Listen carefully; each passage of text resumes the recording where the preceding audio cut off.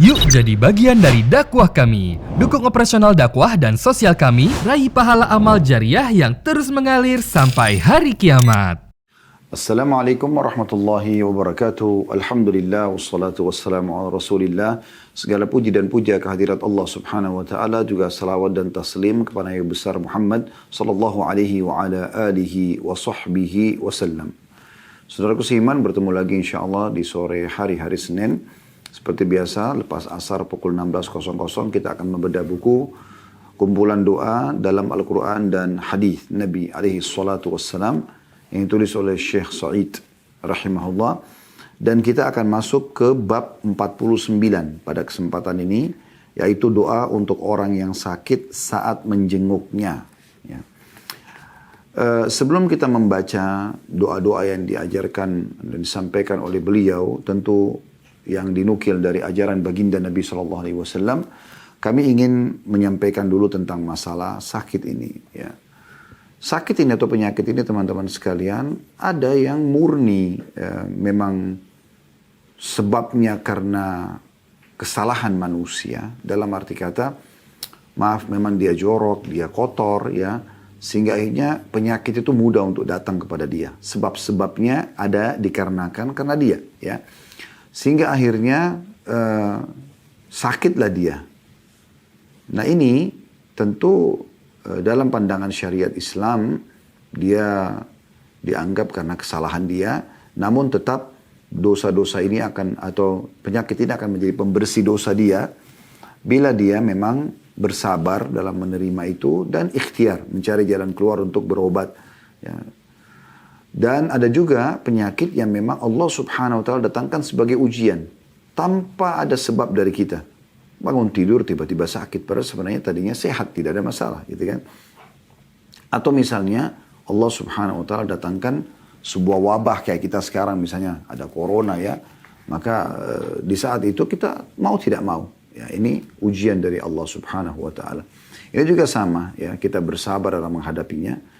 Tapi yang jelas teman-teman sekalian, dalam masalah penyakit ini ada banyak hikmah. Ada banyak hikmah. Karena kalau manusia tidak pernah sakit sama sekali, maka dipastikan mereka tidak akan mengetahui nikmat kesehatan itu sendiri. Ini penting sekali. Kalau Anda tidak pernah lapar, ya, tidak akan pernah tahu nikmatnya kenyang. Kalau Anda tidak pernah capek, Anda tidak akan pernah tahu nikmatnya istirahat. Ya. Demikian juga dengan sehat ini. Seseorang kalau sudah kena penyakit, misalnya contoh dia demam, meriang, di saat itu dia susah sekali rasanya untuk terkena udara pun rasanya dingin, apalagi untuk mengkonsumsi ya minuman dan makanan dingin misalnya ya. Maka berat sekali bagi dia. Ya. Tetapi di saat itu kalau dia lihat ada orang yang sedang sehat, dan orang sehat ini dengan enaknya dia mengkonsumsi minum di depan mata orang yang sedang sakit ini, situlah dia bisa tahu, oh ternyata kalau sehat itu luar biasa ya, bisa menikmati apa saja yang dia inginkan ya. Nah di saat itu dia bisa menilai, oh ternyata kesehatan itu sesuatu yang sangat sangat bernilai dan mahal gitu. Ya, jadi banyak sekali hikmah-hikmahnya, di antara tadi yang kami sebutkan. Juga ada peringatan bahwa ada hikmah yang lain, ya, mungkin hikmah yang kedua atau tadi hikmah yang pertama itu, kita jadi tahu nilainya kesehatan. Nah, dan tidak ada manusia, pastikan teman-teman, yang tidak sakit. Kita pasti akan sakit, tinggal masalah berat atau ringannya saja. Jangankan kita, manusia terbaik, para nabi-nabi termasuk baginda Nabi Muhammad SAW, beliau juga diuji oleh Allah Subhanahu wa taala dengan penyakit. Dalam sebuah riwayat disebutkan pernah ada sahabat yang masuk menemui Nabi SAW dan beliau demam, ya. Yang luar biasa gitu demamnya, sampai sahabat ini pun kaget mengatakan, ya Rasulullah, Anda begitu luar biasa ya penyakit ini beratnya gitu, begitu beratnya penyakit ini pada Anda. Kata Nabi SAW, benar, kami para nabi-nabi diujikan 2 kali apa yang diujikan pada kalian. Maka sahabatnya mengatakan, ya Rasulullah, apakah itu berarti Anda juga akan mendapatkan double pahala? Kata Nabi SAW, iya. Ya. Sesungguhnya ya, besarnya balasan pahala itu sesuai dengan besarnya cobaan yang ada. Jadi hikmah yang lain teman-teman sekalian, yang kedua adalah peringatan dari Allah Subhanahu wa taala. Selain pasti penyakit itu, ya dengan penyakit kita bisa tahu nikmatnya kesehatan, Dan dengan itu kita menyadari posisi kita sebagai manusia kalau ada pencipta yang mengatur ya. Itu hikmah yang pertama. Hikmah yang kedua adalah peringatan dari Allah Subhanahu wa taala. Peringatan ya. Bagi orang yang memang dasarnya melakukan dosa-dosa, nah ini peringatan buat dia. Banyak sekali orang subhanallah ditimpa penyakit akhirnya sadar tentang kesalahannya. Ada juga orang ya yang mungkin dia tidak berbuat kesalahan tapi Allah uji dengan penyakit supaya dia menyadari kalau ada Tuhannya Allah Subhanahu wa taala yang bisa ya, menimpahkan cobaan apapun pada dia ya kalau Allah inginkan. Ya Allah SWT sebutkan dalam surah Asy-Syura ayat 30 tentang masalah itu. A'udzu billahi minasyaitonir rajim, surah Asy-Syura ayat 30. Wa ma asabakum min musibatin fabima kasabat aydikum wa ya'fu an katsir. Artinya, apa saja musibah yang menimpa kamu maka disebabkan oleh perbuatan tanganmu sendiri dan Allah memaafkan sebagian besar dari kesalahan-kesalahanmu. Ya, jadi ini sebagai peringatan dari Allah Subhanahu wa taala. Allah memberikan peringatan kalau seseorang yang berbuat salah itu justru ini karena akibat perbuatanmu. Atau memang kalau orang itu tidak melakukan kesalahan, maka Allah Subhanahu wa taala jadikan itu sebagai peringatan buat dia. Ya, agar dia menyadari ada Tuhannya Allah Subhanahu wa taala. Di saat itu dia bisa lebih mendekatkan diri kepada Allah Subhanahu wa taala. Subhanallah, pada saat musibah sedang datang teman-teman sekalian, sekecil atau sebesar apapun, sekecil sampai sebesar apapun musibah itu, maka akan lebih memudahkan kita untuk bisa merasa kehadiran Tuhan Allah Subhanahu wa taala. Kita merasakan keberadaan Allah Subhanahu wa taala. Itu sangat luar biasa, terasa kental gitu ya. Dibandingkan kita sedang tidak ada cobaan, maka mungkin biasa saja. Ada kita rasakan ya keimanan kita kepada Allah, tapi beda sekali di saat kita sedang membutuhkan Tuhan kita. Kita menikmati sekali sujud kita, ya, kita menikmati sekali ibadah kepada Allah Subhanahu wa taala, berdoa, berzikir dan selanjutnya dan seterusnya. Kemudian yang ketiga, Allah Subhanahu wa taala hendak membersihkan dosa hamba-hambanya dengan penyakit. Ya, sebagaimana disebutkan dalam hadis yang sahih riwayat Bukhari. Kata Nabi SAW, "Ma yusibul muslima min nasabin wala wasabin wala hammin wala huznin wala adhan wala ghammin hatta syaukati yushakuha illa kaffarallahu biha min khatayahu." Tidaklah seorang muslim ditimpa kepenatan, penyakit, kegelisahan, kesedihan, sakit hati, dan duka cita. Hingga duri yang menyakitinya kecuali ya, dengannya Allah menghapuskan sebagian dosa-dosanya. Jadi jelas sekali, tidak ada yang menimpa seorang muslim dari kepenatan, penat saja. Ya. Capek, letih ya. Penyakit apapun, mau ringan ataupun berat. Ya, tentu makin berat, makin besar pembersihan dosanya. Kegelisahan, kesedihan, sakit hati, duka cita, kata Nabi SAW. Hingga duri yang menyakitinya, kecuali dengannya Allah menghapus sebagian dosa-dosanya. Jadi memang Allah SWT dengan hikmah penyakit ini akan membersihkan ya, dosa-dosa hamba-hambanya.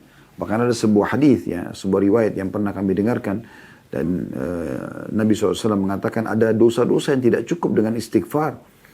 Tapi Allah akan ujikan pada hamba tersebut penyakit yang akan membersihkan dosa-dosanya. Yang keempat, kalau orang ya, sedang diberikan ujian oleh Allah Subhanahu wa taala, berarti Allah mencintainya. Termasuk penyakit dan yang lainnya. Karena ada hadis Nabi SAW yang berbunyi, "May yuridillahu bihi khairan yusib minhu." Barang siapa yang dikehendaki oleh Allah menjadi baik, ya, maka ia akan diberi Allah cobaan. Hadis ini riwayat Bukhari. Ya. Bahkan para nabi-nabi pun diuji oleh Allah Subhanahu wa taala. Harusnya kan kalau kita mau berpikir secara akal manusia kita menganggap kalau nabi-nabi nggak perlu sakit, nggak perlu ada gangguan orang karena mereka utusan Allah, mereka manusia pilihan. Tapi justru mereka diuji oleh Allah Subhanahu wa taala. Mereka diuji oleh Allah Subhanahu wa ta'ala. Maka bagaimana dengan kita manusia biasa yang bukan nabi-nabi ya. Maka ini penting sekali untuk ya kita garis bawahi. Jadi Allah Subhanahu wa ta'ala kalau ingin kebaikan bagi hamba-hambanya di hikmah yang kelima ini, maka Allah akan memberikan cobaan pada dia. Karena dengan cobaan itu dia bisa memangkas umurnya dalam ketaatan. Karena kebanyakan kemaksiatan teman-teman terjadi justru di saat kita sedang lalai. Ya. Kapan orang buat dosa? Di saat santai. Ya. Anda lagi santai, lagi tidak ada kegiatan, diajak oleh teman-teman ke diskotik, ke karaoke. Anda akan pergi karena Anda pikir Anda lagi lowong. Anda akan banyak nonton TV karena Anda rasa waktu lowong. Tapi di saat musibah sedang ada, cobaan sedang ada, Anda berat, Anda sedang memikirkan jalan keluar dari permasalahan Anda itu. Maka tidak ada waktu untuk melakukan dosa. Anda sedang memangkas umur Anda di atas ketaatan Allah SWT. Itu akan padat sekali ketaatan kepada Allah SWT. Itu kalau musibah sedang datang. Ya, orang lagi sakit, orang lagi dirawat di rumah sakit, orang lagi ada musibah, fitnah, ghibah, segala macam hal. Maka akan membuat dia lebih memangkas waktu umur dia ini di atas ketaatan Allah SWT. Jadi dia akan terus pakai semuanya padat untuk ibadah kepada Allah. Ya, itu kalau ada musibah dan cobaan seperti ini. Ini luar biasa gitu. Ya. Demikian juga teman-teman sekalian kalau musibah sedang ada, akan membuat kita lebih rajin berdoa. Beda sekali doa kita di saat musibah ada dengan tidak ada musibah. Beda sekali. Beda sekali doa kita pada saat kita sehat dengan kita lagi sakit. Beda sekali pada saat kita lagi senang dan kita sedang sempit. Beda sekali doa kita. Di saat ada cobaan-cobaan datang, rasanya lebih khusyuk. Lebih harapan kita kepada Allah lebih besar. Perasaan salah kita jadikan bahan introspeksi diri kita itu lebih kental. Ya. Itu karena ada musibah. Ya. Juga sisi lain kita melihat nikmat lebih besar. Nikmat Allah jadi kelihatan besar sekali depan mata kita. Jadi itu tanda bahwa Allah inginkan kebaikan bagi seorang hamba, Allah ujikan dia. Karena ada ujian kita jadi mengetahui betapa dulu besarnya nikmat Allah pada saya. Pada saat saya lagi sehat, pada saat lagi tidak ada masalah, pikiran saya lagi dia tidak bercabang. Jadi ini semua nanti setelah musibah itu hilang, penyakit itu sembuh, masalah itu selesai, kita akan jadi lebih bisa mengontrol diri. Oh ternyata ya saya sudah diuji oleh Allah, saya sudah belajar nih. Gitu kan. Makanya Nabi SAW mengatakan, Addabani Rabbi fa ahsana ta'diba. Atau kama qala Nabi SAW. Tuhanku telah mendidikku dengan sebaik-baik metode pendidikan. Jadi Allah SWT itu sangat luar biasa dalam mendidik hamba-hambanya. Kemudian yang kelima, mendapatkan pahala di akhirat. Ya. Jadi dari balasan musibah kita itu ada pahala yang melimpah kita bisa dapatkan di akhirat nanti. Ya. Sebagaimana dari hadis yang sempat saya sebutkan, ada seorang sahabat bernama Abdullah radhiyallahu anhu, beliau mengatakan aku mengunjungi Rasulullah SAW saat beliau demam yang sangat panas. Ya. Aku berkata, wahai Rasulullah, sungguhnya Anda menderita demam yang panas luar biasa. Karena sahabat Abdullah ini memegang sampai di atas selimut Nabi SAW pun tembus suhu panas itu, saking panasnya. Maka beliau mengatakan, ajal inni ru'aku kama yu'aku rajulani minkum. Benar kata Nabi SAW. Sesungguhnya aku menderita demam panas ini berlipat ganda. Seperti dua orang laki-laki di antara kalian yang menderita demam. Jadi kalau demam kita tertinggi 40 derajat, Nabi SAW bisa 80. 2 kali lipat. Padahal beliau seorang Nabi. Coba bayangkan. Ya. Karena sudah kita sebutkan banyak hikmah-hikmah daripada penyakit itu. Maka Abdullah berkata, dengan demikian berarti Anda mendapatkan 2 pahala ya Rasulullah. Kata Nabi SAW, ajal, zalika kadzalik. Benar, memang begitu kejadiannya. Nah, hadis ini diriwayatkan oleh Imam Bukhari. Dan Nabi SAW sudah mengatakan, siapapun yang sedang ditimpa musibah di antara kalian, maka ingatlah musibahku. Otomatis itu akan meringankan musibah dia. Yang keenam, kesempatan untuk bersabar. Kapan kita dapatkan pahala sabar? Justru pada saat sedang ada cobaan. Penyakit lah, gangguan orang lah, segala macam. Justru di situ. Kalau lagi tidak ada, bagaimana? Apa kita mau sabar dalam apa? Gitu. Pahala sabar ini perlu kita raih juga. Dan perlu Anda ketahui bahwasanya banyak sekali ya firman Allah Subhanahu wa taala yang memuji orang-orang yang sabar ya. Orang-orang yang sabar, orang-orang yang menerima apa yang Allah Subhanahu wa taala ujikan kepada mereka ya. Sebagaimana Allah mengatakan innama yuwaffas sabiruna ajrahum bighairi hisab. Sungguhnya orang-orang sabar itu mendapatkan pahala mereka tanpa ada hisab lagi. Tanpa ada hisab lagi. Jadi besar sekali pahalanya gitu. Sebagaimana syukur itu besar akan mendatangkan ya nikmat-nikmat Allah yang melimpah, maka sabar akan mendatangkan pahala yang melimpah. Sampai dalam sebuah hadis Bukhari kata Nabi SAW, nanti orang-orang yang ujiannya sedikit di dunia, pada saat melihat orang-orang yang banyak ujian di dunia, mendapatkan pahala yang melimpah di hari kiamat, mereka berharap kembali ke dunia untuk digunting-gunting kulit mereka. Saking besarnya balasan hanya dengan sedikit bersabar dalam ujian di muka bumi ini.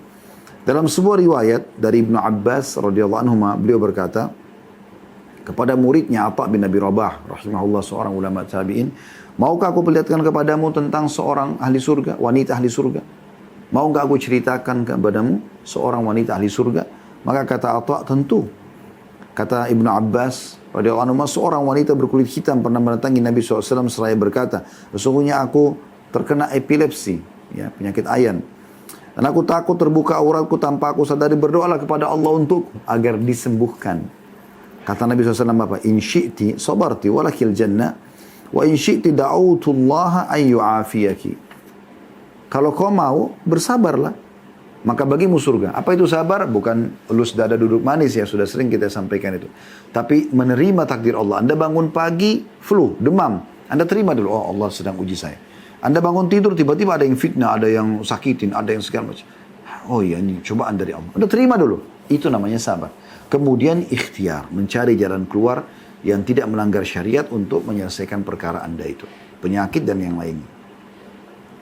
Kata Nabi SAW, jika engkau mau, engkau bersabar, engkau akan dapat surga. Jadi tetap ikhtiar, terima dulu keputusan Allah, kamu ikhtiar. Ya. Sampai nanti Allah berikan jalan keluar. Atau kau mau aku berdoa sekarang, Allah bisa sembuhkan kamu. Bisa. Ya. Tapi tidak ada jaminan surga ini. Nggak ada pahala sabar yang melimpah yang nanti bisa dipanen. Maka wanita itu mengatakan, aku akan bersabar. Hadis ini diriwayatkan Imam Bukhari. Bahkan dalam riwayat hadis ini, sempat wanita itu mengatakan, kalau begitu ya Rasulullah, kalau saya sedang kambuh, seringkali aurat saya tersingkap, ya. Coba berdoa sama Allah kalau gitu, supaya kalau kambuh tidak kena, ya. Tidak terbuka aurat saya. Maka Nabi SAW pun mendoakan dia. Jadi ini contoh saja, ya. Kemudian juga yang ketujuh, hikmahnya adalah kita bisa bersyukur kepada Allah dalam setiap keadaan. Banyak orang berpikir bersyukur hanya kalau nikmat ada. Tidak. Sedangkan ada musibah juga kita disuruh bersyukur. Karena Allah sebagai pencipta lebih tahu. Allah tidak ingin keburukan buat kita. Tapi Allah datangkan dengan hikmahnya yang luar biasa. Yang manusia banyak tidak faham masalah itu. Tapi bersangka baiklah dengan Tuhan Anda, wahai saudaraku seiman. Karena disebutkan dalam sebuah hadis, ya. Kana idza ra'a ma yuhibbu qala alhamdulillahilladzi bi ni'mati tatimmus shalihat. Rasulullah SAW kalau melihat sesuatu yang dia sukai dari nikmat Allah, dia mengatakan segala puji bagi Allah, ya, yang dengan kenikmatannya maka segala kebaikan menjadi sempurna. Maksudnya dengan kebaikan dari Allah, semua nikmat yang akan, misalnya Anda sehat, Anda mendapatkan rezeki, Anda mendapatkan bonus, Anda mendapatkan apa saja, Anda mengatakan alhamdulillahilladzi bi ni'mati tatimmus shalihat. Ya, segala puji bagi Allah, dengan nikmatnya lah semua kebaikan itu tersempurnakan. Dan dikatakan wa idza ra'a ma yukrihuhu, dan kalau Nabi SAW lihat apa yang dia tidak suka, ya, dari cobaan segala macam, qala alhamdulillah ala kulli hal, segala puji bagi Allah di atas semua keadaan. Hadis ini disahihkan oleh Syarban dalam silsilah ahadits sahihah, ya. Jadi banyak sekali hikmah daripada penyakit itu sendiri. Banyak sekali hikmah daripada penyakit. Baik. Kalau ada orang yang sedang diuji dengan penyakit, teman-teman sekalian, Anda dianjurkan, baik Anda sedang ditimpa atau Anda sedang menjenguk orang yang sakit. Yang pertama, kalau Anda sedang sakit tetap bersabar. Anda sedang diuji tetap bersabar. Ya. Kami sudah bacakan tadi firman Allah SWT dalam surah Az-Zumar ayat 10, ya. Potongan akhir ayat, innama yuwaffas sabiruna ajran bighairi hisab. Sesungguhnya orang-orang sabar itu, ya, yang dicukupkan pahala mereka tanpa batas. Jadi sabar saja. Dan disebutkan dalam sebuah hadis Nabi SAW, hadis yang masyhur. Hadis ini riwayat Imam Muslim. Ajaban di amril mu'min, sungguh mengagumkan perkara orang beriman. Inna amro kulluhu khair. Karena semua urusan yang beriman baik semuanya. Walaysa dzalika li ahadin illa lil mu'min. Itu tidak dimiliki kecuali oleh orang-orang beriman saja. In asabathu sarra'u syakar fakana khairan lah. Kalau diberikan nikmat dia bersyukur. Wa in, itu baik buat dia. Wa in asabathu dharra'u sabara fakana khairan lah. Dan kalau dia diberikan cobaan maka dia bersabar dan itu juga baik buat dia. Jadi ingat, kami pernah ingatkan teman-teman sekalian, syukur dan sabar ini ibarat dua sayap dalam kehidupan kita. Harus dua-duanya berimbang. Harus dua-duanya berimbang. Jadi nggak bisa tidak, ya. Harus dua-duanya berimbang. Jadi syukur dan sabar ini dua sayap. Anda nikmat ada, Anda bersyukur. Ada cobaan ada, Anda bersabar. Ini harus sama, balance. Ada orang, teman-teman, dapat nikmat dia bersyukur, alhamdulillah. Tapi saat musibah datang, dia berkeluh kesah. Nah ini tidak berimbang ini. Karena dia seperti cuma menggunakan satu sayap. Dan sayap yang satunya ini patah. Nggak bisa, nggak stabil hidupnya. Ya. Atau ada orang, nikmat ada, dia kufur. Musibah ada, dia bersabar. Ada orang begitu, misalnya orang miskin, dia sabar gitu. Pas dikasih nikmat, dia kufur nikmat. Ini juga tidak baik. Di saat dia lagi susah, dia bersabar dalam kehidupan penyakit, susahnya hidup, segala macam, kontrak sana sini. Tapi di saat diberikan nikmat, dia malah kufur nikmat. Nah ini juga tidak baik. Tidak balance juga sayapnya, ya. Sabarnya ada, tapi syukurnya hilang. Nah, jangan begitu. Jadi harus balance dua-duanya. Nikmat Anda bersyukur, cobaan Anda bersabar. Dan Anda harus fahami baik-baik ini. Ingat, di saat musibah datang sekecil sampai sebesar apapun, sabar. Itu poinnya. Dan syukur, dan nikmat sedang ada, bersyukur. Kalau Anda bisa lakukan, Anda luar biasa. Dan ada orang yang paling buruk, teman-teman sekalian. Nikmat ada, kufur nikmat, tidak bersyukur, musibah ada, berkeluh kesah. Ini orang yang paling buruk kedudukannya di sisi Allah subhanahu wa ta'ala. Jadi harus hati-hati sekali. Juga sabda Nabi SAW, Inna Allah azza wa jal qal, idha btalaitu abdi bihabibatayhi, fasabara awwadtu minhumal jannah. Sesungguhnya Allah berfirman dalam hadis qudsi, jika aku menguji hambaku ya dengan dua kecintaannya, kata sebagian ulama hadis, dua matanya Allah butakan, ya. Lalu ia bersabar, maka pasti ya aku akan menggantikannya dengan surga. Juga disebutkan dalam sebuah hadis yang lain bagaimana Nabi SAW mengatakan, innamas sabru inda sadramatil ula. Sabar itu terjadi hanya di pukulan pertama. Setelah itu sudah jadi biasa kok. Justru di situ dibutuhkan kesabaran. Dan kelihatan orang yang kelihatan sabar itu adalah orang yang biasa saja.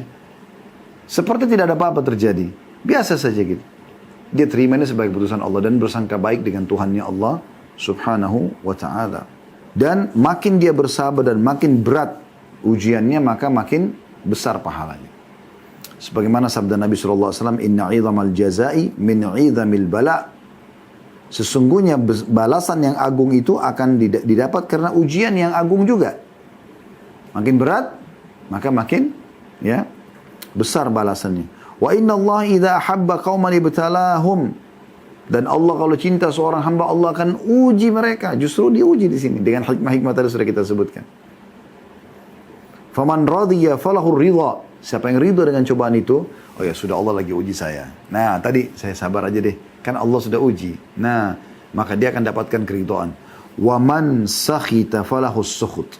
Siapa yang marah-marah, ya, justru kenapa ini terjadi? Kenapa begitu? Memprotes Allah, maka baginya pun kemurkaan Allah. Ini bahaya sekali. Hadis riwayat Tirmidzi, ya. Hadis riwayat Tirmidzi. Jadi sabar, teman-teman sekalian. Sabar. Dengan tetap ikhtiar tentunya, ya. Kemudian juga di saat Anda sedang ada musibah, Anda sedang sakit, Anda sedang diuji oleh Allah SWT, selalu berdoa. Justru selalu berdoa. Minta kepada Allah Subhanahu wa ta'ala kebaikan-kebaikan. Sebagaimana dalam hadis Al-Abbas bin Abdul Muttalib radhiyallahu anhu, paman Nabi SAW, ia berkata, aku bertanya kepada Rasulullah SAW, ajarkan kepada aku bagaimana aku memohon kepada Allah. Maka kata Nabi SAW, salillahal afiyah. Mintalah kepada Allah keselamatan. Ya. Semasa dari penyakit, dari gangguan orang, minta selalu itu. Baik dunia maupun akhirat. Dalam hadis yang lain, ya, masih terjadi ya setelah itu, 3 hari kemudian, Abbas mengatakan, aku datang lagi, mengatakan, wahai Rasulullah, ajarkan bagaimana aku memohon kepada Allah. Nabi SAW mengatakan, ya Abbas, ya amma Rasulillah, salillah al-afiyata fid dunya wal akhirah. Wahai Abbas, wahai pamannya Rasulullah, mohonlah keselamatan dunia dan akhirat. Selalu minta al-afiyah. Dan dalam hadis yang lain, Nabi SAW mengatakan, Allahumma inni a'udzubika min zawali ni'amik, atau ni'matik. Allahumma inni a'udzubika min zawali ni'matik. Ya Allah, aku memohon atau berlindung kepadamu atas lenyapnya nikmatmu. Kita sekarang lagi sakit nih. Ya Allah, ini sudah sakit nih, jangan sampai kesehatan hilang dari aku. Dia sekarang lagi proses menyorot nih, lagi turun. Ya. Kedudukannya lagi turun, hartanya. Justru dia minta, ya Allah, jangan sampai hilang nikmatmu ini dariku. Supaya Allah tetap pertahankan. Wa tahawuli afiyatik, dan berubah keselamatanmu dariku. Sehingga jadi celaka gitu. Wa fujaati nikmatik, dan tiba-tibahnya murkahmu. Wa jami'i sahatik, dan semua kemurkahanmu. Kita berdoa di saat itu. Ya. Hadis ini riwayat Imam Muslim. Kemudian teman-teman sekalian, jangan berkecil hati dan tetap yakin, ya, dan bersangka baik dengan Allah Subhanahu wa taala. Ini juga termasuk yang kita harus lakukan, ikhtiar kita kalau kita sedang sakit, ya. Dan ketahuilah kalau seandainya kita di saat lagi sehat sering mengerjakan amal-amal soleh, ini manfaatnya besar sekali, ya.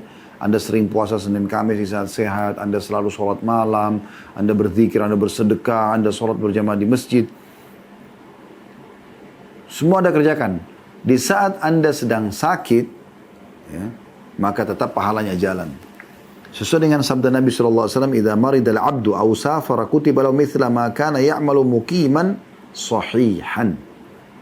Artinya, apabila seorang hamba sakit atau dalam keadaan bepergian, maka dituliskan baginya apa yang biasa ia lakukan ketika ia sedang tidak bepergian dan dalam keadaan sehat. Hadis riwayat Bukhari. Jadi makanya mumpung masih sehat, mumpung masih muda teman-teman sekalian, perbanyak amal-amal saleh. Justru sekarang waktunya. Kalau Anda kerjakan ini, Anda akan nanti panen pahala di saat Anda sedang ada masalah. Dan selalu sangka baik dengan Allah SWT dengan cara ikhtiar, berobat. Tetap ikhtiar.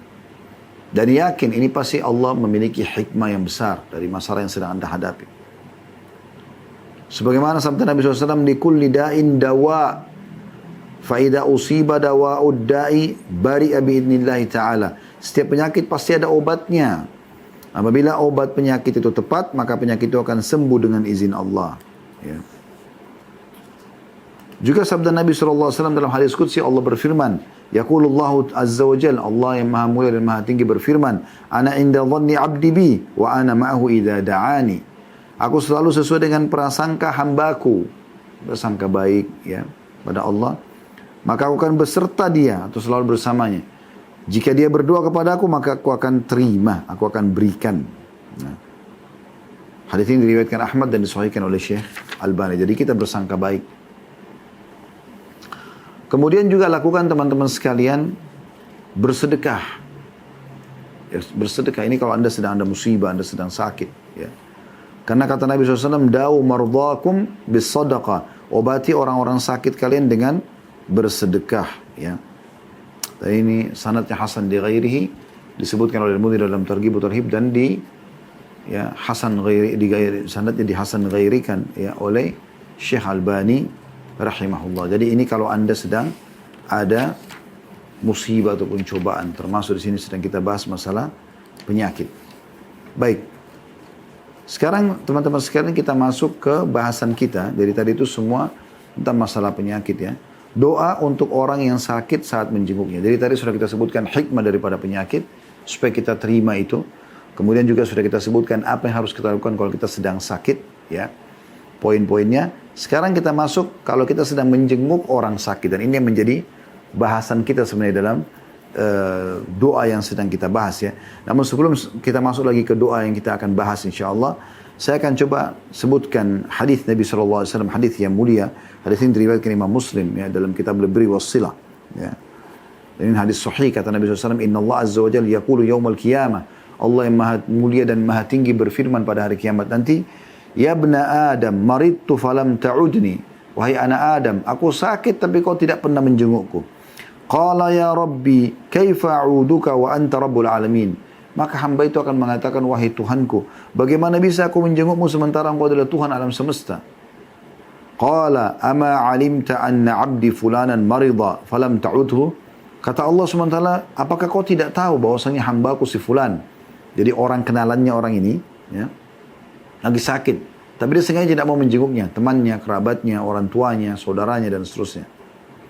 Maka kata Allah SWT, bukankah kau tahu bahwasanya hambaku si fulan, disebutkanlah orang yang dikenal oleh orang ini, sakit. Tapi kau tidak menjenguknya? Ama alimta annaka law udtahu lawajadtani indah. Ya. Dikatakan, ketahuilah kata Allah Subhanahu wa taala. Kalau seandainya kau menjenguknya, kau akan dapati aku ada di sisinya. Maksudnya, engkau akan mendapati apapun ya yang kau inginkan, nanti aku akan penuhi karena rahmatku selalu ada bersama dengan orang yang menjenguk orang sakit. Juga Abu Hurairah meriwayatkan, dia mengatakan bahwa Rasulullah SAW bersabda, siapa di antara kalian yang pada hari ini berpuasa? Abu Bakar mengatakan, aku. Jadi satu hari pernah Nabi SAW tanya, siapa yang puasa? Waktu itu hari puasa, hari Senin atau Kamis ya. Kata Abu Bakar, saya atau aku. Nabi SAW mengatakan, siapa di antara kalian pada hari ini menjenguk orang yang sakit? Kata Abu Bakar, aku. Ya. Lalu kata Nabi SAW, siapa di antara kalian yang hari ini menghadiri jenazah? Kata Abu Bakar, aku. Nabi SAW bersabda, siapa di antara kalian yang pada hari ini memberi makan orang miskin? Kata Abu Bakar, aku. Maka perawi hadis yang bernama Marwan berkata, telah sampai kepadaku bahwa Nabi SAW bersabda, Mashtama'a hadir khisalu fi rajulin fi yaumin illa dakhala al-jannah. Tidak terkumpul perkara-perkara ini pada seseorang di satu hari, kecuali ia pasti masuk ke dalam surga. Hadis ini disahihkan oleh Syekh Albani dalam silsilah ahadits sahihah ya, di jilid 1 halaman 113.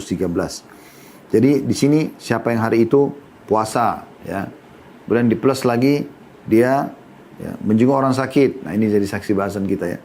Kemudian ngantar jenazah atau sholat jenazah lah ya. Kemudian memberi makan orang. Kalau terkumpul ini 4 hal pada diri seseorang dalam satu hari, dipastikan dia dapat jaminan surga.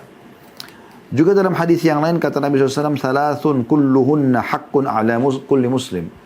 3 hal yang wajib bagi setiap muslim ya, dalam hidupnya. Iyadatul marid, menjenguk orang sakit. Wa syuhudul janazah, menghadiri jenazah. Wa tashmitul atish idha hamidallah. Dan menjawab orang yang bersin yang mengatakan alhamdulillah, dia tashmit, dia mengatakan yarhamkallah. Ya, kalau laki-laki, kalau perempuan yarhamkillah. Jadi kalau orang bersin kan andurnya mengatakan ya, alhamdulillah. Maka yang dengar bilang yarhamkallah. Dia kan bilang segala puji bagi Allah. Yang dengar muslim yang lain mengatakan semoga Allah merahmatimu karena kau memuji itu. Kalau laki-laki kalau yarhamkallah, yarhamka, ya yarhamkallah. Kalau perempuan yarhamki, yarhamkillah. Ya, semoga Allah merahmatimu. Maka tentu orang yang didoakan ini yang bersin juga mengatakan yahdikumullah wa yuslih balakum. Semoga Allah memberikan anda petunjuk dan memperbaiki keadaan anda. Nah, ini sunnahnya. Tapi saksi bahasan kita adalah 3 hal yang tidak boleh luput dari seorang muslim. Menjenguk orang sakit, ya, mengantar atau menyaksikan jenazah, dan menjawab orang yang memuji Allah pada saat bersin. Kita masuk sekarang, apa yang harus kita lakukan kalau kita menjenguk orang yang sedang sakit. Ya? Yang pertama sekarang yang harus lakukan adalah katakan sesuatu yang baik. Doa yang baik. Ya. Nanti akan kita sebutkan diantaranya di bab ke-49 ini. Doa pertama adalah kita mengatakan la ba's tahurun insyaallah. Ya. Semoga ini tidak masalah. Penyakitmu ini tidak masalah. Musibahmu ini tidak masalah. Gitu kan. Semoga sakitmu ini menjadi pembersihan dosa-dosamu insyaallah. Ini riwayatkan Imam Bukhari di jilid 10 halaman 118. Ini sesuai dengan hadis Ummu Salamah radhiyallahu anha. Ada hadis Nabi SAW bahwasanya Rasulullah SAW bersabda, "Idza hadartumul marida awil mayyita faqulu khairan fa innal malaikata yu'minuna ala ma taqulun." Apabila kalian mendatangi orang yang sedang sakit atau meninggal, maka katakanlah yang baik, karena para malaikat mengaminkan apa yang kalian katakan. Hadis riwayat Muslim. Jadi kalau kita sedang jenguk orang sakit, ketemu orang sedang ada musibah, menghadiri jenazah orang mati, ucapkan kalimat yang baik. Semoga insya Allah kalau lekas sembuh, tidak apa-apa, ini jadi pembersihan dosa. Ya, kalau orang meninggal, ya Allah semoga engkau maafkan kesalahannya, kasihanilah dia ya Allah. Gitu kan, terimalah amal-amal solehnya. Jadi begitu, ucapan kalimat-kalimat yang baik. Ini sesuai dengan sabda Nabi SAW tadi. Hadits Ummu Salamah. Saya ulangi, kata Nabi SAW, idza hadartumul marida awil mayyita, kalau kalian sedang menjenguk orang sakit atau menghadiri orang yang sedang meninggal, Faqulu khairan. Katakan yang baik-baik. Fa innal malaika yu'minuna ala ma taqulun. Karena malaikat mengaminkan apa yang kalian ucapkan. Ya.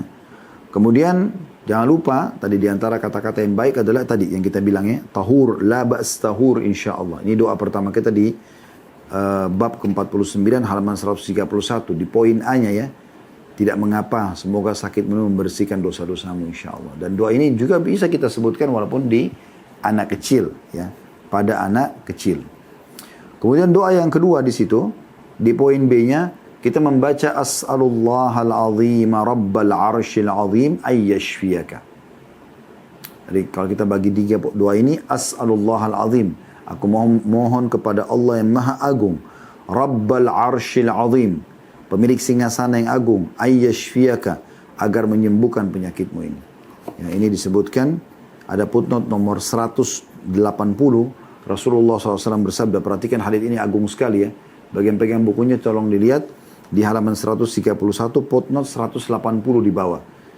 Rasulullah SAW bersabda, tidaklah seorang hamba muslim mengunjungi seorang yang sakit yang belum datang ajalnya, selama belum saatnya dia mati. Lalu dia membaca sebanyak 7 kali doa tadi. As'alullahal azim, rabbal arsyil azim, ayyashfiyaka. Ya, perhatikan di situ lafaz akhirnya ayyashfiyaka. Itu kalau laki-laki. Kalau perempuan ayyashfiyaki, diganti jadi kasrah ya. Kata Nabi SAW, kalau dia baca datang menjenguk seorang yang sakit, siapapun yang sedang sakit, Anda coba praktikin dan yakin dalam hati ya. Kalau Anda mau saudara Anda, kerabat Anda, sahabat Anda, saudara Anda muslim itu sembuh, maka baca 7 kali doa ini. As'alullahal azim, rabbal arsyil azim, ayyashfiyaka. Kalau laki-laki, ayyashfiyaka. Kalau perempuan, 7 kali. Kata Nabi SAW, selama ajalnya belum datang, pasti Allah sembuhkan. Hadis ini diriwayatkan Tirmidzi dan juga Abu Daud. Ini hadis yang agung sekali. Ya, dijamin oleh Nabi SAW kalau akan sembuh. Akan sembuh. Dan kalau Anda mengunjungi orang yang sedang sakit ini, selain Anda doakan, seperti nanti akan ada banyak doa-doa juga yang akan kita sebutkan insya Allah, maka Anda juga dianjurkan berdoa buat diri Anda sendiri ya. Ada doa yang Anda dianjurkan baca ya. Ya, sebagaimana sabda Nabi SAW, man ra'a mubtalan faqal, siapa yang melihat orang yang sedang diuji oleh Allah lalu dia mengucapkan alhamdulillahilladzi afani mimma btalaka bihi, segala puji bagi Allah yang telah menyelamatkan aku dari apa yang diujikan kepadamu. Saya ulangi, alhamdulillahilladzi afani mimma btalaka bihi, segala puji bagi Allah yang telah menyelamatkan aku dari apa yang diujikan kepadamu, wa faddalani ala katsirin mimman khalaqa tafdila, dan telah ya, memberikan karunia kepada aku atas kebanyakan makhluk ciptaannya dengan sebenar-benar karunia. Ya. Kata Nabi SAW, lam yusibhu dhalikal bala, maka dia tidak akan ditimpa cobaan itu. Ya, jadi kalau kita lagi sehat, kita jenguk orang sakit, kita berdoa seperti ini, alhamdulillahilladzi afani mimma btalaka bihi wa faddalani ala katsirin mimman khalaqa tafdila, maka kita tidak akan dikena penyakit yang sama. Ada orang yang sedang bangkrut, kita mengatakan alhamdulillahilladzi afani mimma btalaka bihi wa faddalani ala katsirin mimman khalaqa tafdila. Kita tidak akan bangkrut. Kita lagi melihat orang lagi sedang musibah, orang lagi apa saja, cacat fisik, apa saja. Baca ini, alhamdulillahilladzi afani mimma btalaka bihi wa faddalani ala katsirin mimman khalaqa tafdila. Jadi ini luar biasa, ini harus diperhatikan ya. Saya langsung sambung ke bab ke-50 ya. Ini penting juga untuk karena masih berhubungan dengan orang sakit, yaitu keutamaan menjenguk orang sakit. Walaupun tadi sudah sempat kita sebutkan ya, keutamaan atau anjuran orang menjenguk orang sakit, tapi ada hadis ini yang mulia yang memang belum kita sebutkan tadi. Anda bisa lihat di bab nomor 50, keutamaan menjenguk orang sakit. Beliau mengangkat Rasulullah SAW bersabda, apabila seseorang menjenguk saudaranya sesama muslim, maka dia bagaikan berjalan di kebun buah-buahan surga hingga dia duduk. Apabila dia sudah duduk, maka rahmat meliputinya. Apabila dia menjenguk di pagi hari, maka 70.000 malaikat bersalawat kepadanya hingga sore hari. 70.000 malaikat berdoa agar Anda mendapatkan rahmat Allah. Diberikan rezeki, disembuhkan penyakit, dikeluarkan dari permasalahan. Ini luar biasa, salah satu password kata kunci keluar dari musibah. Jenguk orang sakit. Ada 70.000 malaikat. Kalau dia jenguk pagi hari, 70.000 malaikat mendoakan dia sampai sore hari. Apabila dia menjenguk di sore hari, maka 70.000 malaikat bersalawat kepadanya hingga pagi hari. Kalau datang sore hari kayak kita sekarang sore hari begini, maka 10 menit aja dia datang ke rumah sakit, dia jenguk di rumahnya, saudaranya, kerabatnya, orang tuanya yang sedang sakit, saudara muslim yang lain, tetangga misalnya.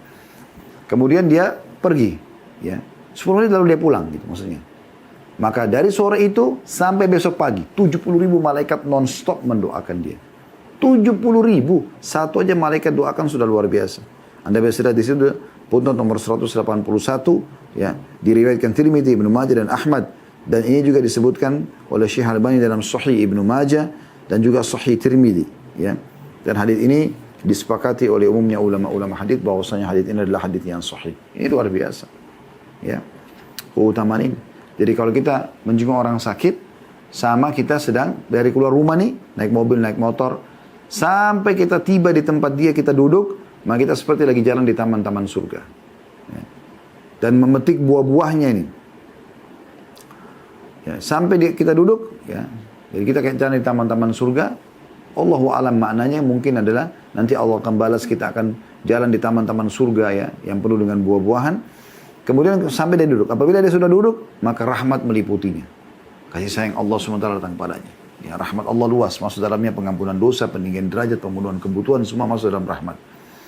Kemudian malaikat kalau dia jenguk di pagi hari, 70.000 bersalawat pada Allah, mohon kepada Allah agar diberikan rahmat, diampuni dosanya sampai sore hari. Dia jenguk pagi hari cuma 10 menit saja, sampai sore malaikat doakan 70.000 sekali lagi. Kalau dia jenguk sore hari 10 menit saja, dari sore itu sampai esok pagi 70.000 malaikat mendoakan dia. Ini luar biasa. Ya, ini luar biasa. Kemudian teman-teman sekalian ada bab ke-51 di situ, ya. Doa orang sakit yang tidak memiliki harapan untuk hidup. Maksudnya kelihatan sudah dalam kondisi seperti akan meninggal dunia, kelihatan lemas sekali. Dokter juga mengatakan tidak ada harapan, ya. Maka kita mendoakan di sini doa yang pertama, diriwayatkan Bukhari jilid 7 halaman 10 dan Imam Muslim jilid 4 halaman 1893. Ada di bab 51, ya. Allahumma gfirli warhamni wa alhiqni birrafiqil a'la. Maksudnya ini kalau dia kondisinya sendiri tahu kalau dia kayaknya penyakit saya berat sekali nih. Apalagi sudah ada faktor umur. Maka dia mengatakan, ya Allah ampunilah aku. Dia berdoa dirinya sendiri, orang yang sakit ini. Allahumma gfirli warhamni, kasihanilah aku. Wa alhiqni birrafiqil a'la, dan susurkanlah aku dengan para kekasih di surga yang paling tinggi. Ini yang disebutkan oleh Nabi SAW pada saat beliau meninggal, bari rafiqul a'la. Ya, beliau memilih tempat tertinggi di surga. Nabi SAW memasukkan kedua tangan beliau ke dalam air, lalu beliau mengucapkan atau mengusap wajahnya pada saat beliau sudah merasa sudah sangat sakit, ya, kemungkinan akan meninggal. Beliau mengambil air lalu mengusap wajahnya sambil mengatakan, La ilaha illallah inna lil mauti la sakarat. Tidak ada Tuhan yang berhak disembah kecuali Allah. Sungguhnya kematian itu memiliki sakarat atau rasa sakit atau rasa yang penuh dengan kekhawatiran. Kita dianjurkan mengucapkan La ilaha illallah. Hadis riwayat Bukhari jilid 8 halaman 144. Ini bagi orang yang dia dirinya sudah tidak ada harapan gitu. Dia sendiri harus berdoa. Dia sudah tahu penyakitnya, dia sudah rasa lemas sekali. Penyakitnya sudah komplikasi, ya. Dalam riwayat lain dia mengatakan La ilaha illallah wallahu akbar, La ilaha illallah wahdahu, La ilaha illallah wahdahu la syarikalah, La ilaha illallah lahul mulku wa lahul hamdu, La ilaha illallah wa la hawla wa la quwata illa billah. Tidak Tuhan yang berhak disembah kecuali Allah, Allah Maha Besar, La ilaha illallah wallahu akbar, La ilaha illallah wahdah. Tidak Tuhan yang berhak, ya, disembah kecuali Ia satu saja, ya, Ia semata. La ilaha illallah wahdahu la syarikalah, ya, lahul mulku wa lahul hamd. Tidak ada Tuhan yang berhak disembah kecuali dan tidak ada sekutu bersamanya, ya. Miliknya lah kerajaan dan miliknya puji-pujian. La ilaha illallah wa la hawla wa la quwata illa billah. Tidak ada Tuhan yang berhak disembah kecuali Allah dan tidak ada daya dan kekuatan kecuali milik Allah. Kecuali milik Allah. Ya, ini kalau dia melihat dirinya sudah tidak ada harapan lagi, ya. Dan bagi Anda yang sedang menjenguk orang yang sedang sakit, dianjurkan Anda mengingatkan tentang Kalau misal dianggap ini orang takutnya nanti sudah meninggal nih, gitu kan. Anda ingatkan supaya dia memperbanyak kalimat la ilaha illallah, ya. Anda juga mengingatkan dia tentang taubat nasuha. Kalau dia orang non-muslim, ajak dia masuk Islam. Jangan pernah takut dia terima atau tidak terima, itu nggak penting. Karena pernah disebutkan dalam sebuah riwayat yang sahih diriwayatkan oleh Bukhari, bahwasanya Nabi SAW pernah datang dan duduk di atas kepala, maksudnya di bagian atasnya ranjang, dan Nabi SAW datang di atas kepala, bagian kepala, bagian atas ranjang seorang anak muda Yahudi. Kemudian Nabi tahu orang ini sudah akan meninggal. Kata Nabi SAW, masuk Islam lah. Maka anak itu melirik ke ayahnya ada di dekat situ. Lalu kata ayahnya, Ati Abul Qasim, ikutilah ayahnya Qasim, maksudnya Nabi SAW. Maka orang itu pun syahadat. Pas habis syahadat meninggal, subhanallah. Kata Nabi SAW, Alhamdulillahilladzi anqadhahu minan nar. Segala puji bagi Allah yang telah menyelamatkan dia dengan syahadat ini dari api neraka. Dari api neraka. Ada pertanyaan di sini teman-teman sekalian. Boleh nggak kalau kita sedang menjenguk orang sakit, memang kita menangis? Karena orang ini sangat agung kedudukannya di sisi kita, ya. Ayah kita, ibu kita, pasangan hidup kita, anak kita. Kita merasa sedih. Boleh nggak kita menangis? Boleh. Tapi ingat, lisan tidak boleh mengucapkan sembarangan. Karena disebutkan dalam sebuah riwayat bahwasanya Nabi SAW dan Abdurrahman ibn Auf pernah menjenguk Sa'ad ibn Ubadah radhiyallahu anhum ajma'in. Jadi Nabi SAW bersama Abdurrahman bin Auf radhiyallahu anhu menjenguk Sa'ad ibn Ubadah pada saat beliau sedang sakit keras radhiyallahu anhu. Maka ketika tiba, saat lagi dikerumuni oleh kerabat-kerabatnya, lalu mereka semua pindah, memberikan ruang untuk Nabi SAW mendekat kepada Sa'ad. Lalu kata Nabi SAW, apakah sudah meninggal? Kata mereka, belum ya Rasulullah. Maka tiba-tiba Nabi SAW meneteskan air mata. Ya. Lalu beliau bersabda, Ala tasma'una inna Allah la yu'adzibu bidam'il 'aini wala bihusnil qalbi, walakin yu'adzibu bihadha, wa asyara ila lisanihi sallallahu alaihi wasallam. Artinya, tidakkah kalian mendengar bahwa Allah tidak akan menyiksa dengan air mata? Kalau orang menangis karena sedih, itu tidak disiksa dia, dan tidak disiksa juga orang yang sedang sakit atau orang yang sedang menghadapi kematian itu. Dan juga Allah tidak akan menyiksa dengan kesedihan hati, kan itu alami manusia, gitu kan, manusiawi. Akan tapi dia Allah akan menyiksa dengan sebab beliau memberikan isyarat dengan lidahnya. Ini lisannya yang ngomong sembarangan nih. Kenapa dia yang sakit, kenapa dia yang mati, kenapa bukan saya? Nah, ini yang tidak boleh. Itu namanya niyaha, ya, niyaha.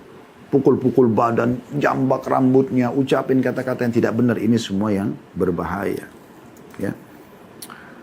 Kemudian kita juga boleh teman-teman sekalian kalau menjenguk orang sakit, menanyakan kabar dia, menanyakan. Karena pernah disebutkan dalam sebuah riwayat, diriwayatkan Imam Bukhari, Aisyah berkata, radhiyallahu anha, pada saat Nabi SAW datang ke kota Madinah, Abu Bakar dan Bilal sakit. Secara bersamaan dua-duanya sedang sakit. Dan kebetulan dua-duanya berada di satu tempat. Maka Aisyah mengatakan, aku pun menjenguk mereka, lalu aku bertanya, wahai ayahku, bagaimana kabarmu? Lalu Aisyah pun bertanya pada Bilal, wahai Bilal, bagaimana keadaanmu? Ini riwayat Bukhari. Berarti ini menandakan boleh saja seorang laki-laki menanyakan kabar wanita yang sedang sakit, atau wanita yang sedang sakit menanyakan kabar laki-laki. Karena Aisyah di sini bertanya pada Bilal, Bilal bukan mahramnya, tapi bukan berduaan. Ya, menanyakan kabar dibolehkan saja. Misalnya karena di sini berpapasan juga Abu Bakar sedang bersama dengan Bilal di satu tempat. Kita tambahkan ada doa-doa yang penting, ya, mungkin kita tutup dengan ini. Kalau orang sedang sakit, selain tadi doa-doa, la ba's tahur insyaallah, masih ingat tadi? Ya, di bab 49 tidak masalah, semoga penyakit tidak masalah bagimu dan semoga menjadi pembersih dosa. Kemudian ditambah juga as'alullahal azim rabbal arsyil azim ayyashfiyaka 7 kali. Yang tadi Nabi dijamin akan sembuh penyakitnya, ya. Juga kita tambah ya dengan penyakit doa-doa yang lain.